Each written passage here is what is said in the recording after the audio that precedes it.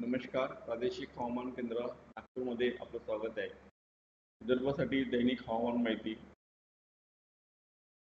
सुरुवातीला मान्सूनची स्थिती बघू.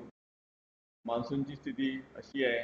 मान्सून उत्तर सीमा 20.5 नॉर्थ ते 60 ईस्ट, 25.5 नॉर्थ 60 ईस्ट ते नवसारी, जळगाव, अमरावती, चंद्रपूर, विजापूर, सुकमा, मलकानगिरी, विजयनगरम तसेच ते इस्लामपूरपर्यंत वरून जात आहे. सायनॉप्टिक सिच्युएशन बघू.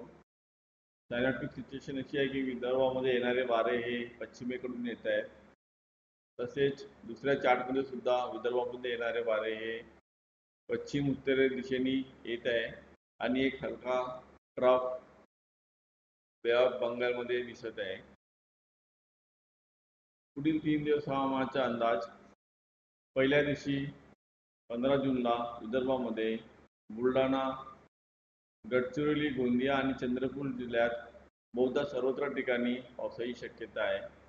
तसेच अकोला, अमरावती, वर्धा, नागपूर आणि यवतमाळ जिल्ह्यात विरळ ठिकाणी पावसाची शक्यता आहे आणि वाशिम व भंडारा जिल्ह्यात तुरळक ठिकाणी पावसाची शक्यता आहे. दुसऱ्या दिवशी 26 जून आणि तिसऱ्या दिवशी 17 जूनला विदर्भामध्ये सर्वत्र ठिकाणी विरळ ठिकाणी पावसाची शक्यता आहे. पुढील 3 दिवस हवामानाचा इशारा.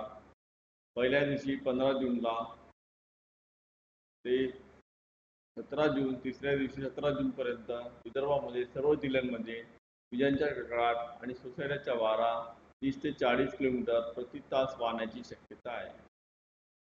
स्थानिक शहर हवामानाचा अंदाज सविस्तरपणे चार्टमध्ये दिलेला आहे.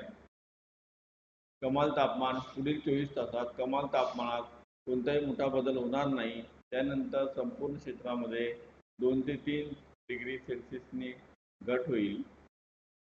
हवामान माहितीसाठी इंस्टाग्राम, ट्विटर, फेसबुक आणि यूट्यूबवर हवामान माहिती फॉलो करू शकता. धन्यवाद.